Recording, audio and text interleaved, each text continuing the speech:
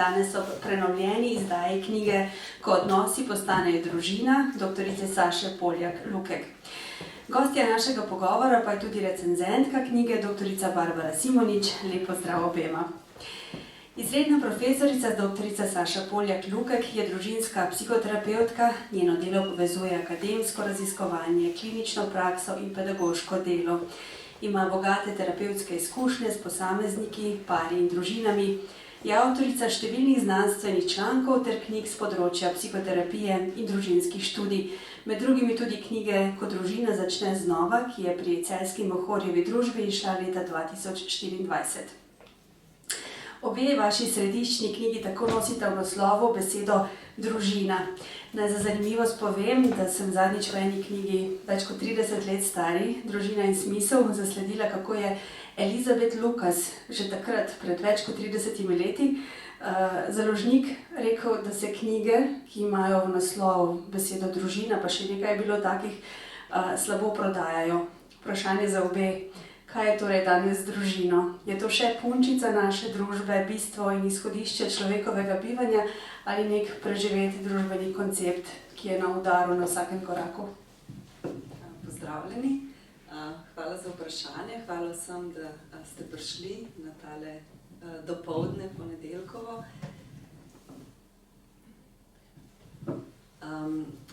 Jaz v bistvu si ne predstavljam, da bi moja knjiga išla brez te besede v naslovu.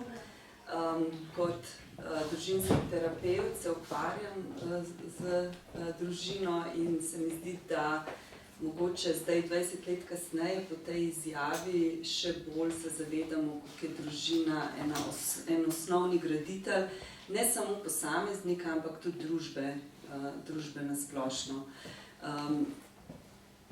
Tudi če pogledam mojo prakso, kako smo začeli na tem področju in kje je družinska terapija danes, se mi zdi, da so se tukaj naredili veliki koraki naprej in da se tudi širše vedno bolj prepoznava pomen družine in da je to nekaj, čemur je vredno posvečati pozornost.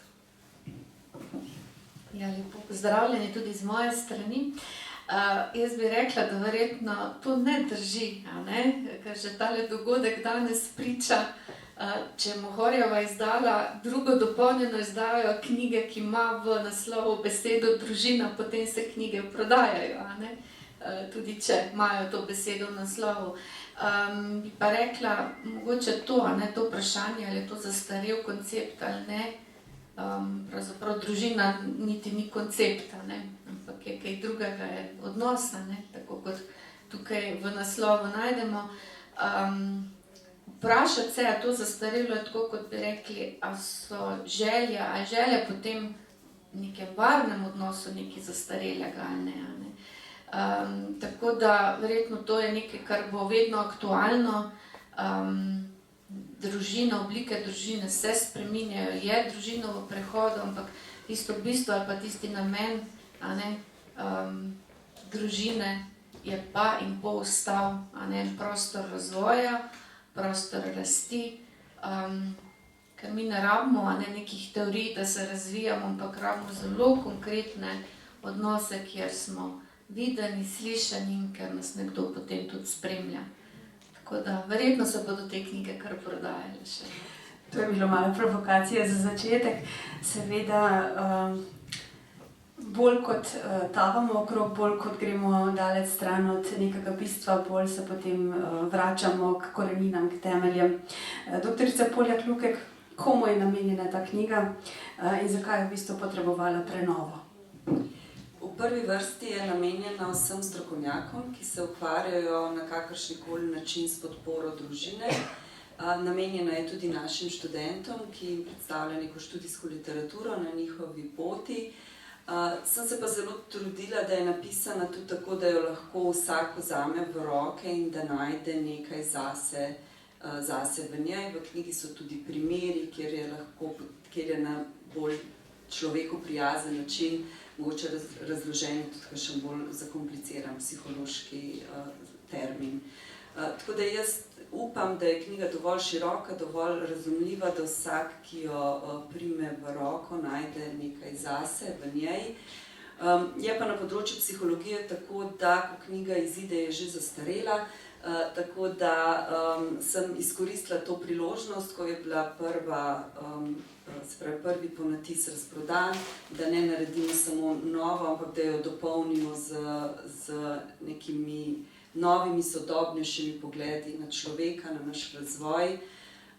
In nekako sem se osredotočila predvsem na poglavje mladostništva, ker se mi zdi, da je to eno tako področje, kjer se vsaka družina malo zamaje, ko pridemo do tega obdobja.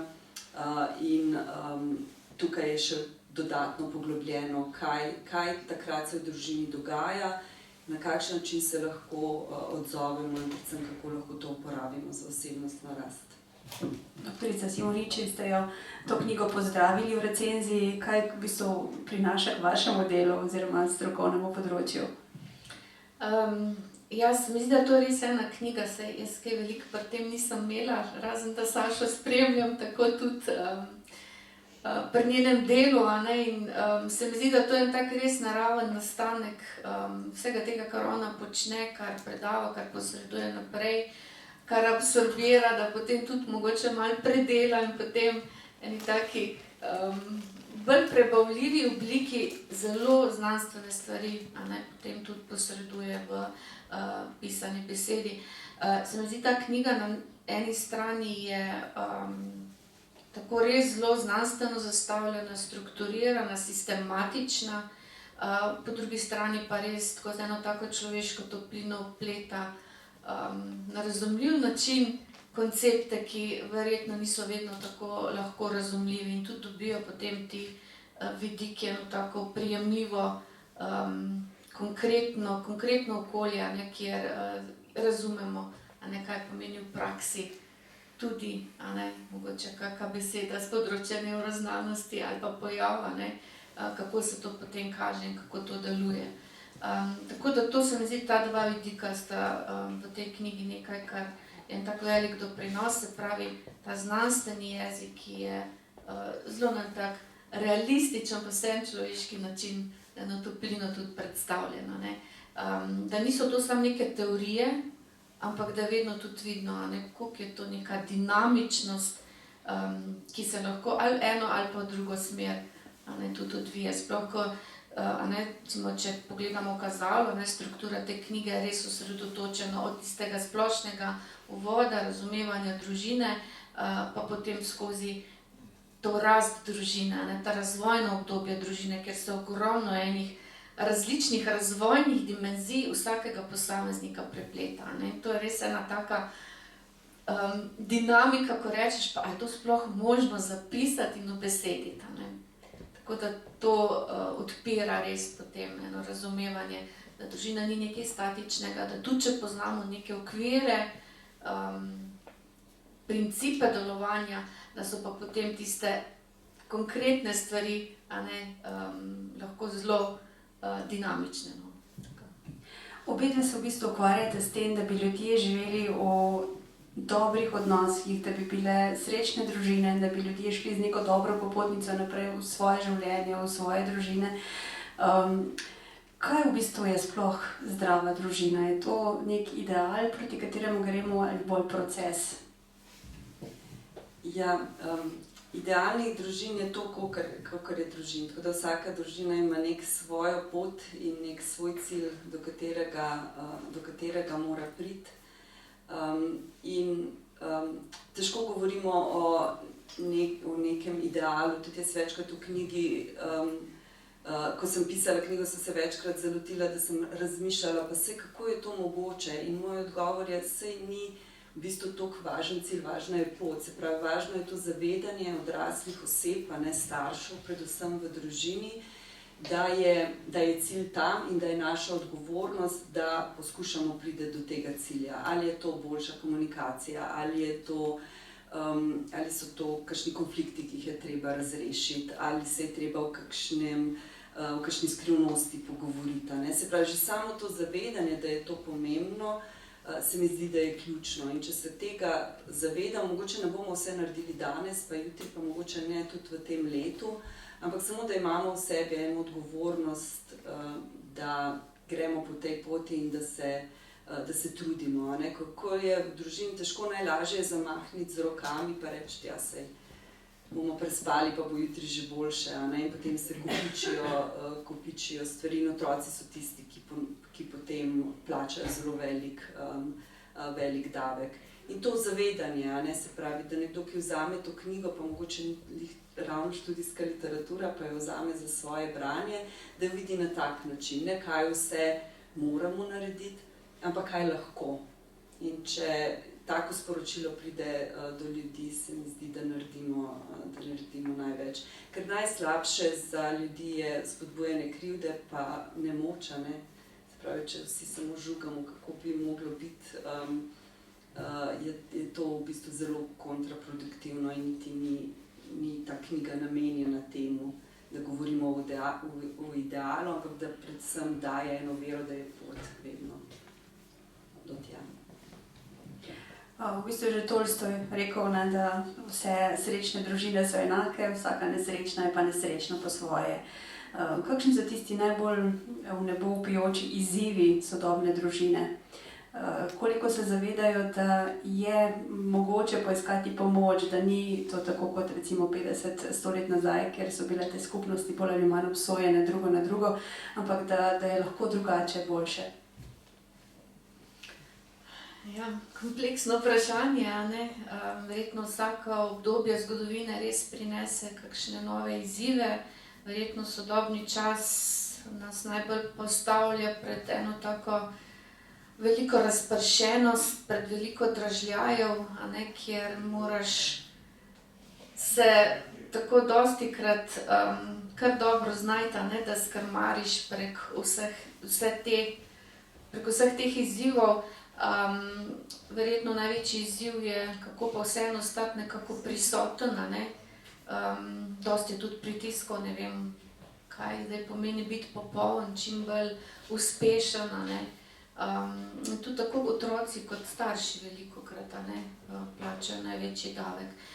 Se mi pa zdi, da to iskanje pomoči kot družina začne znova, je pa naslov druge knjige, da je to pa danes vseeno postalo mogoče ne tako znamenje neke šibkosti, ampak pravzaprav neke odgovornosti in tudi prostor ali pa korak, kjer družina čuti, da lahko tudi raste in se razvija. Se pravi, to ne pomeni, da zdaj imamo pa polno problemov in vsega konec in smo nič družina, ampak da je to res vzeto tudi kot en prostor odkrivanja in rasti. Tudi mogoče ali preko vključitve v neko svetovanje, terapijo, ali pa preko iskanja nekih odgovorov, ki jih najdemo v knjigah ali predavanjih ali pa podobno. Se mi zdi, da to pa tudi prinesel sodobni čas, če je že toliko druge ponudbe in dražljav, da pa mogoče tudi ene ponudbe na tem področju malo več. Kateri so pa tisti izzivi, ki jih vi opažate pri svojem delu najpogosteje? Prej sem že omenila, da krivda in nemoč. Se mi zdi, da to sta ena dva taka čustveni vsebini, s katero se vsi srečamo na tak ali drugačen način. Kako pa postopamo, ko do tega pride, je pa zelo različno. In jaz sem vesela, da v teh 15 in več let, kolikor že delujem na področju družinske terapije, da vedno večkrat ljudje pomislijo v teh trenutkih, ali povečane krivde, ali nemoči, ali celo obupa, da je mogoče neka strokovna psihoterapevtska pomoč lahko tudi rešitev za njih. Se pravi, stiske, s katerimi se družine spopadajo, so pa odraz naše družbe. Se pravi, živimo hitro in s tem želimo tudi hitre rešitve. In zelo velikokrat, ko teh hitrih rešitev ni, ljudje to spravljajo še v večjo stisko in smo potem v takem začaranem krogu. Tako da se mi zdi, da spet ena taka prvi korak k temu, da res najdemo rešitev, je to, da se da se ustavimo, da vemo, da je korak, da ne bomo, da rešitev ni na klik,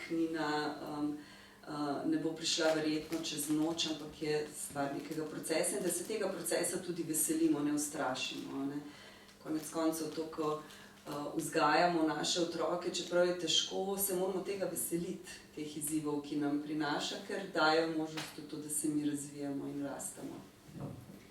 V bistvu zdaj, ko razmišljamo o družini, o besedi družina, kako zelo kompleksen pojem je to in kaj vse to vključuje. Ne? Družina nastane z novorojenčkom in potem do praznega gnezda in vse, kar je vmes.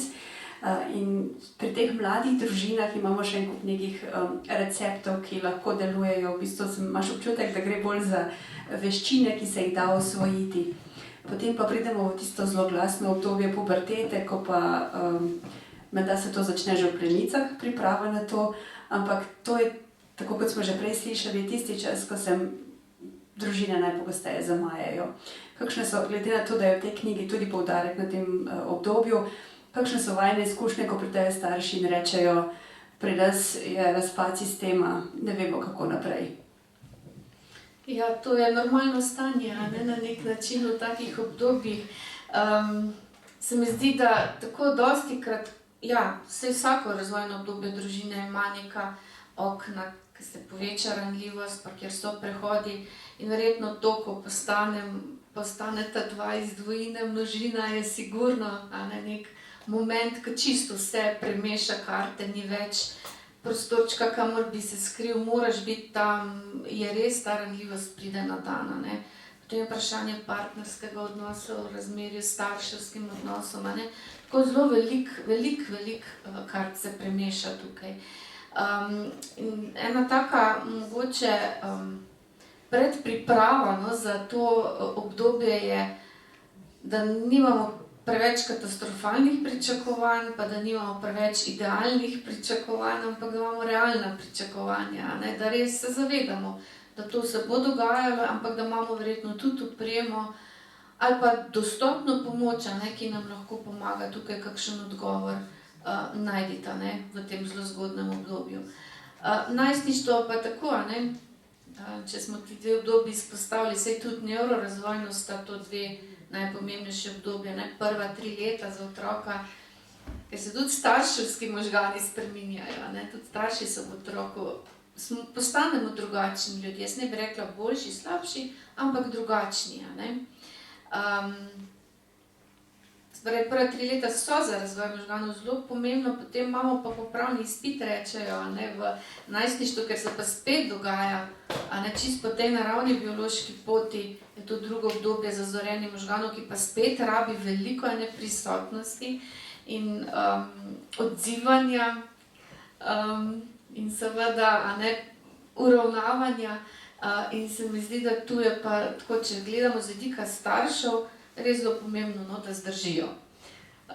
Da zdržijo, da se toliko umirijo, da se mladostnik lahko naš živčni sistem sposodi, da se umiri, da ne predavajo preveč, ampak da se zanimajo, da vejo, da mladostnik tudi marsikaj ve, ni tako neumen, kot mogoče včasih starši mislijo, ampak da mu pa vseeno starši dajo eno trdno oporo, kjer je ena taka varna baza, kjer lahko tudi kaj eksperimentiraš, in tudi upoštevaš potem meje, če je dovolj varno.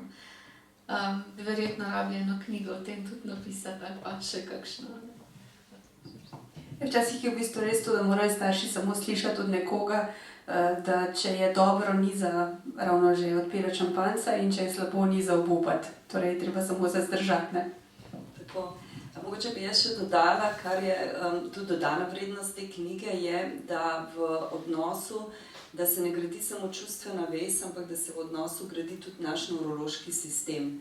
In ta nevrološka odpornost, ki jo mi gradimo znotraj družine, je ključna, kako mi vidimo svet in kako se na svet odzovemo. In tako kot je že Barbara povedala, ključno zorenje našega nevrološkega sistema je, se pravi, v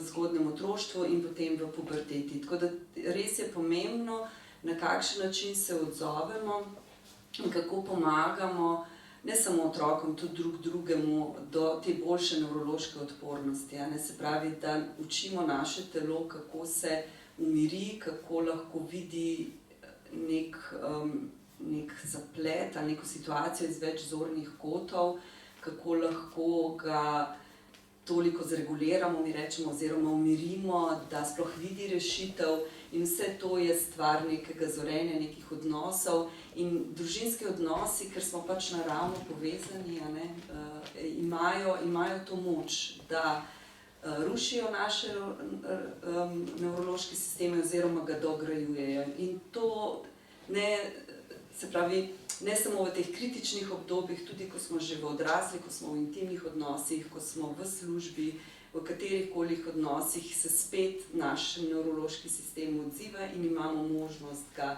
dograditi ali pa ponavljati stare že utečene vzorce, kar pa je potem lahko zelo težko za nas ali pa težko za ljudi, ki so okrog nas. Ravno ta primer, ko rečete nevroznanost, nevrologija pa znanost, to so besede, ki so težke in si tako na prvo žogo rečemo, to pa res spada v študijski krog, ne?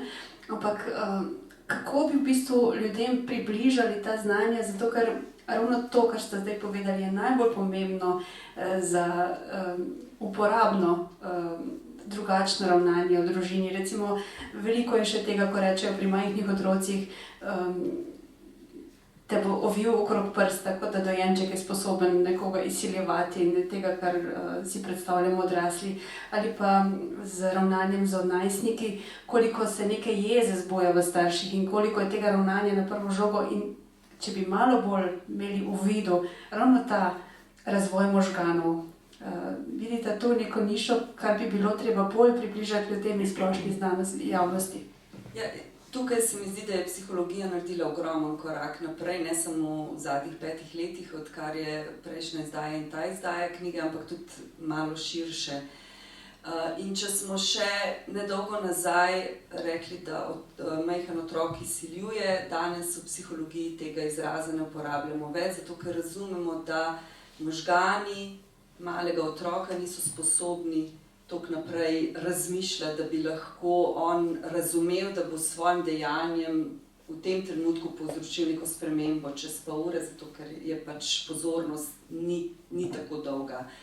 Isto je tudi pri mladostnikih. Danes razumemo, da mladostnikovo avtonomijo gradimo s tem, da smo z njim v odnosu, ne da ga porivamo v samostojnost. In to je ključen premik, ki se je zgodil s tem, da mi razumemo, kako naš nevrološki sistem deluje. Če mi hočemo avtonomne mladostnike, se moramo za njih zanimati, jih moramo spraševati, moramo jim biti tam na voljo. Avtonomni ne bojo, če jih bomo mi potiskali oziroma jim bomo govorili, kaj morajo narediti, kako morajo razmišljati, na kakšen način morajo videti svet.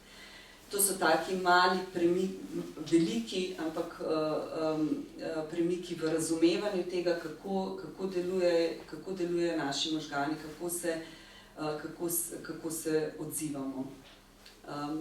In se mi zdi, da to je tisto, kar je pomembno, da se spet kot neka starši ali pa strokovnjaki, ki se ukvarjajo z družino, zavedajo, kako pomembna je ta nevrološka stabilnost, nevrološka uglašenost, se pravi, da mi znamo malo prisluhniti sami sebi, da se znamo umiriti, da znamo poiskati kakšne rešitve, da smo vedno bolj fleksibilni, ker pač razvoj je prišel do te mere, da to od nas zdaj družba, odnosi zahtevajo.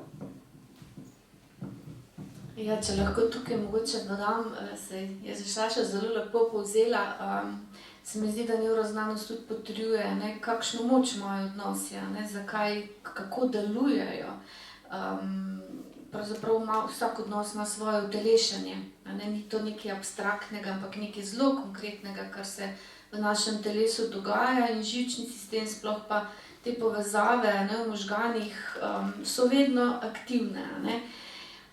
Recimo, kar nevroznanost tudi tako ima možnost, je to, da to tudi potrjuje, recimo z raziskavami, z slikami možganov. Recimo, zelo znane so te prikazi, recimo, ki prikazujejo, kako izgledajo možgani nekoga, ki je v nekem vzajemnem odnosu z drugima. Takrat, sploh recimo mama otroka, tam vidimo, da se pravzaprav identični centri v možganih prižigajo, ne, toliko smo oglašeni. Ne da bi se zmenili, ne moramo se odločiti za to. To se zgodi spontano, kadar smo v odnosu.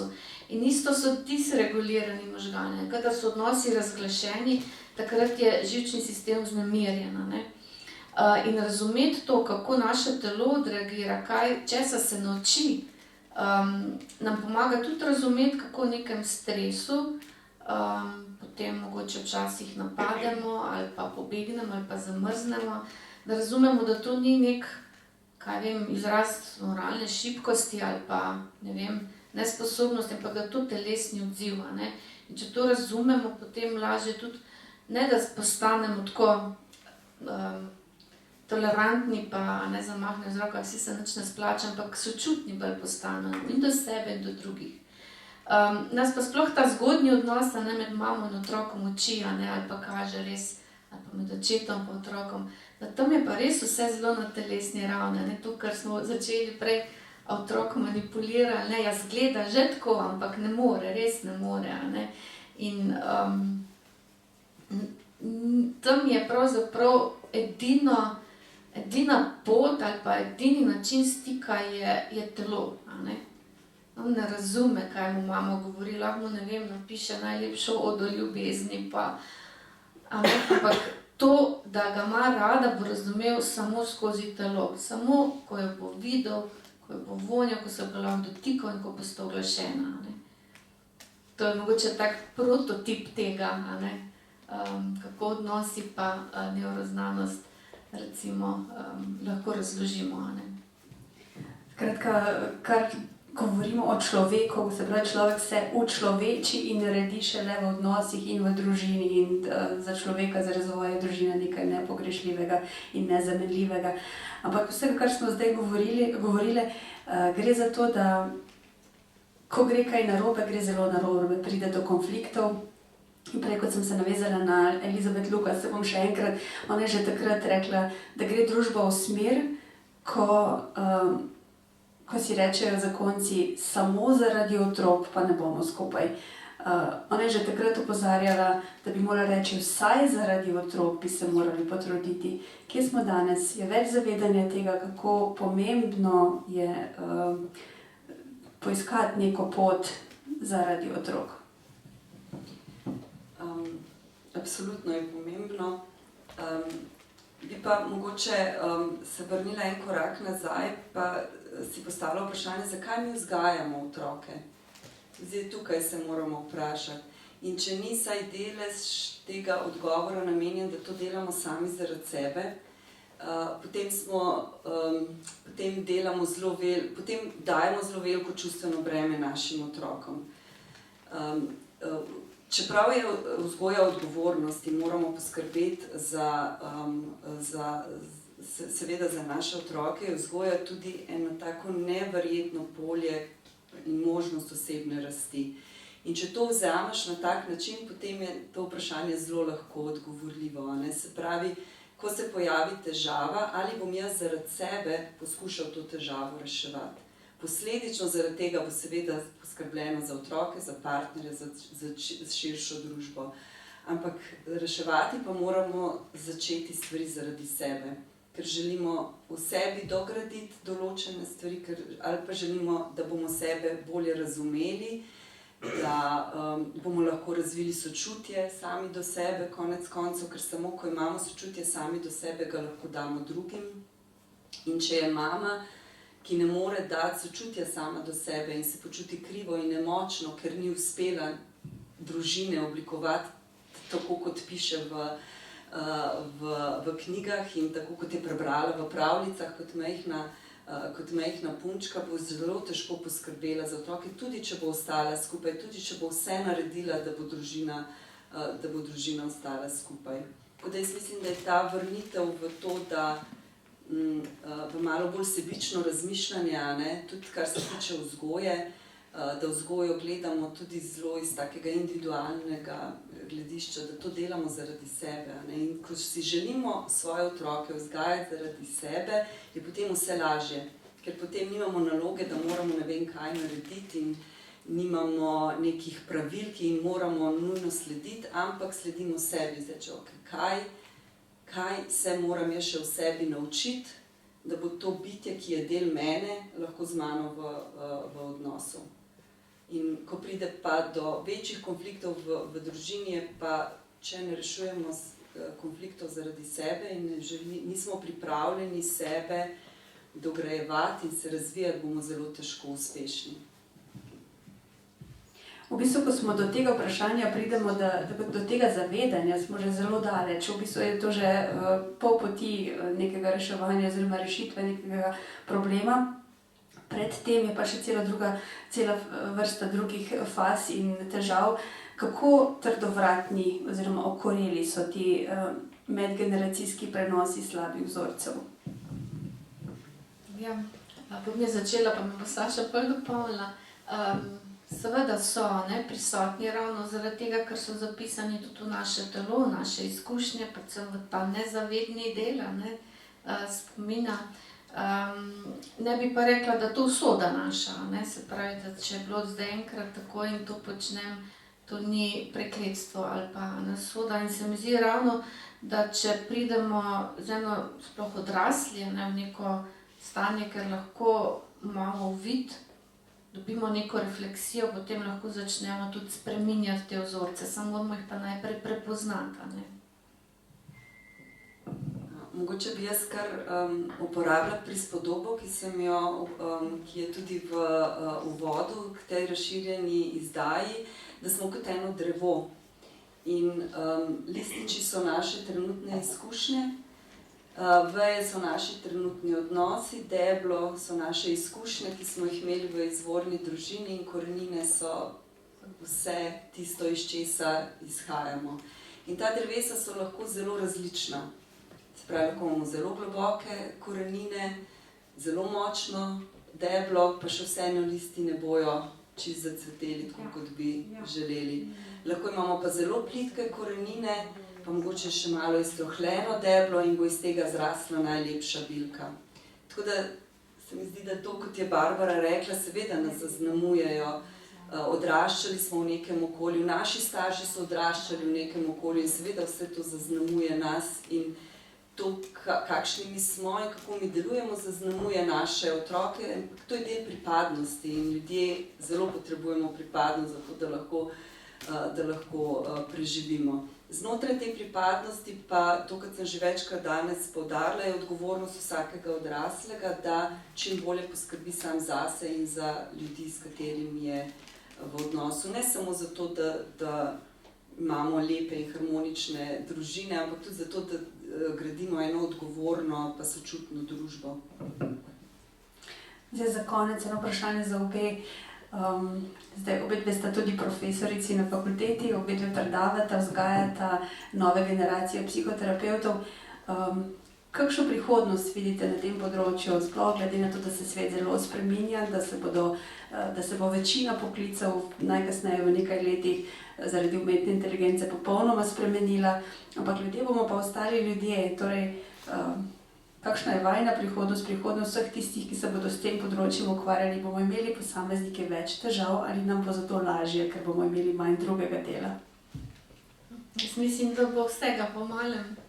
Saj zgodovina se ponavlja, se obrača, vedno smo pred nekimi izzivi, pa potem iščemo probleme. Se mi zdi, da to tudi gonilo nekega razvoja in kreativnosti v končni fazi, da nikoli ne bomo imeli dokončnih odgovorov, ampak vedno bomo v nekih procesih rasti, iskanja in to nas dela, nekako tudi nas dviga na nek nov nivo.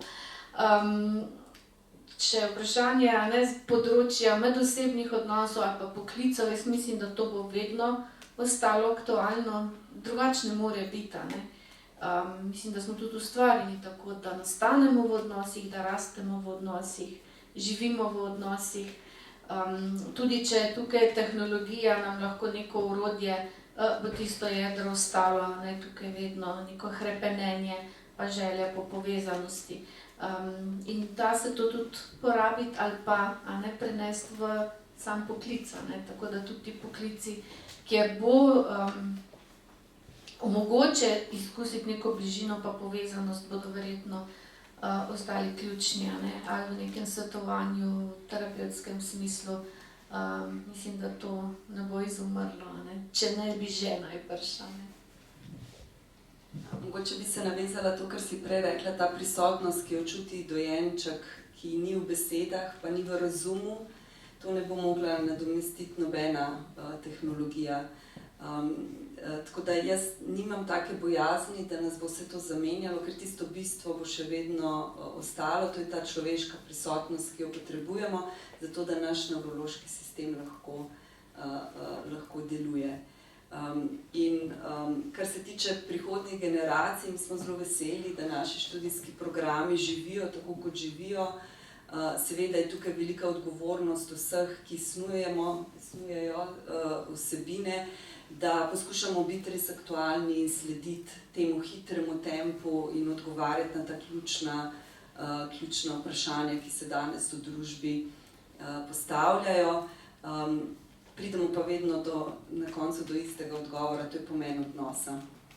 Se pravi, odnos je tisti, ki nas bo zavaroval pred mogoče kakšnimi izzivi, ki prihajajo v prihodnosti, in odnos tisti, ki nam bo pomagal še naprej se razvijati in iskati nove rešitve. Bo pa verjetno vsaka generacija se soočala s svojimi izzivi in ne tako, kot smo mi mogli prevzeti odgovornost, se reči, zdaj živimo v taki družbi, kaj moramo narediti, tako bojo tudi naslednje generacije to odgovornost prevzele in jaz verjamem, da se bojo dobro znašli.